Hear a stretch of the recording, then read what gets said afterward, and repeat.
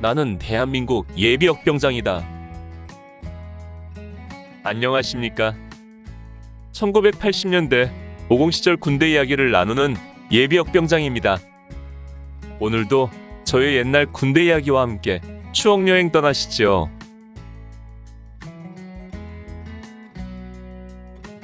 나의 상병 시절 209번째 이야기. 못다한 이야기. 6. 군화와 고무신 이야기. 세 번째. 군대라는 울타리 속에 갇혀있는 군화는 항상 고무신을 그리워하지만 그러나 한편으로는 마음을 놓을 수 없습니다. 그것은 고무신을 남겨놓고 온 저 세상은 그녀를 호시탐탐 노리는 늑대들이 우글거리고 있기 때문입니다. 그 늑대들이 양의 탈을 쓴 채 고무신 곁으로 다가와 어느 순간에 그녀를 채갈지 모른다는 생각에 늘 염려스럽고 불안하고 두렵습니다. 그래서 군화는 자기가 보낸 편지에 그녀의 답장이 조금이라도 늦어지면 초조해지기 시작하고 기다리던 편지가 오면 그제야 안심이 됩니다. 그러나 갈대와 같은 고무신은 어느 순간 늑대의 유혹에 넘어가 신발을 거꾸로 신고 떠나가게 되고 홀로 남은 군화는 애처로운 눈물을 삼키게 되는 것입니다. 우리 소대에 1982년 초에 입대한 후임이 있었습니다.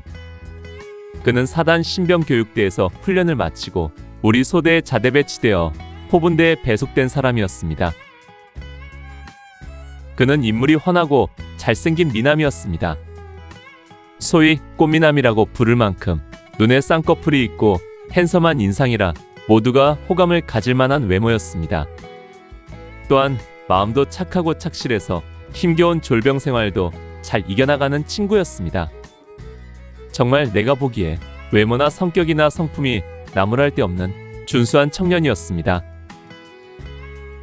그는 고등학교를 졸업하고 고향을 떠나 서울에서 직장을 다니기 시작했는데 이런 용모와 착실한 생활 태도 때문이었는지 많은 여자들의 대시를 받았다고 합니다. 그 중에서 그는 한 여자를 만났고 두 사람은 연애를 시작했습니다. 그는 자기 자신을 순정파라고 표현할 만큼 그녀를 사귀기 시작한 뒤에는 다른 여자들에게는 눈길조차 주지 않고 오직 그 여자에게만 관심과 사랑을 주었답니다. 그녀 역시도 그를 잘 따랐고 이렇게 그 두 사람은 남들이 부러워하는 연인이 되었답니다. 그런데 대한민국 남자로서 피할 수 없는 병역의 의무를 수행하기 위해 그는 입대를 해야만 했습니다.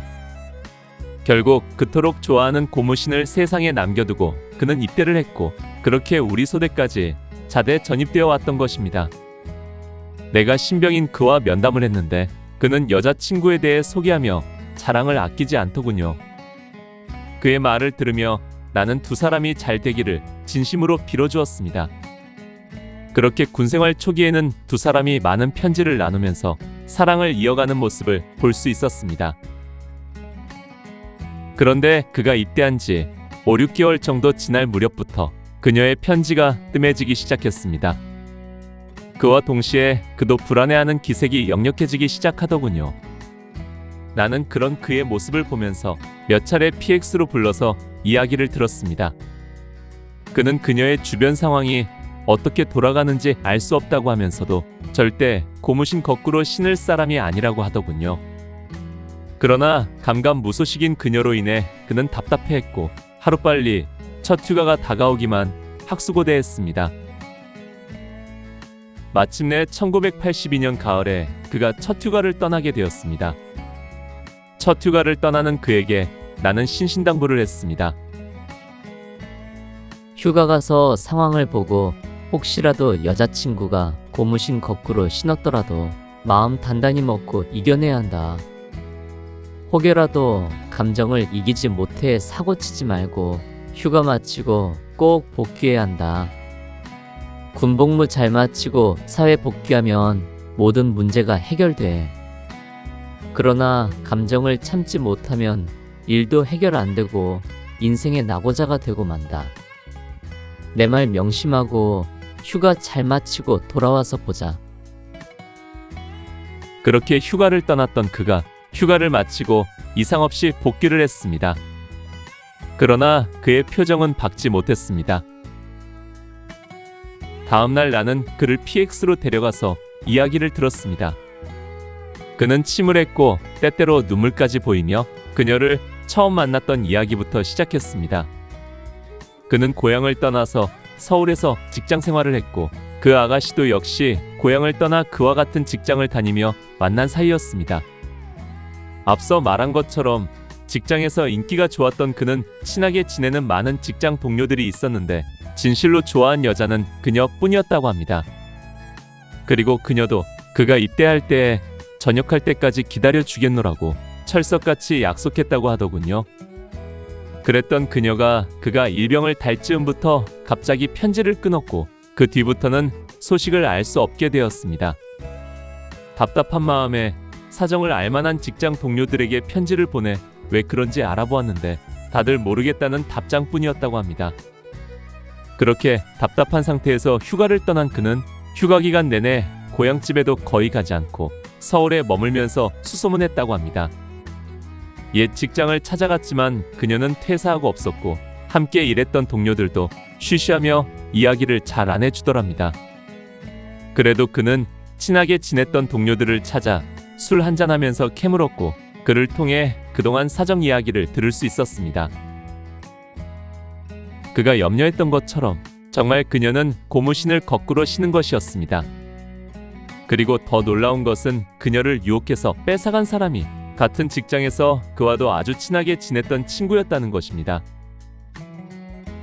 그 친구가 내가 그녀와 사귀는 것을 많이 부러워했습니다.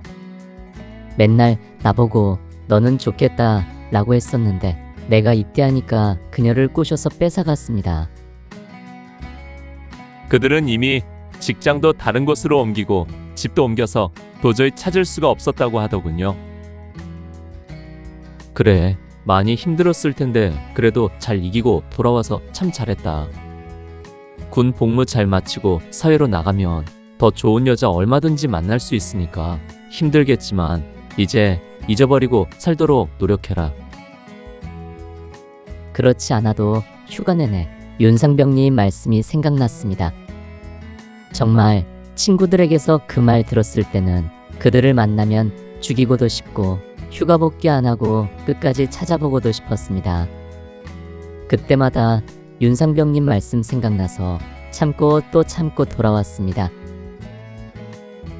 눈물까지 흘리며 하는 그의 말을 들으며 정말 진정한 마음으로 그를 위로하고 감싸 안아 주었습니다.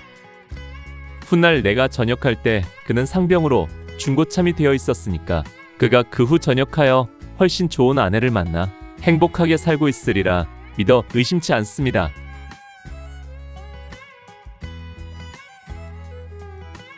오늘 추억여행에 함께 해주셔서 감사합니다. 다음 이야기를 기대해 주시고 구독과 좋아요 부탁드립니다. 당백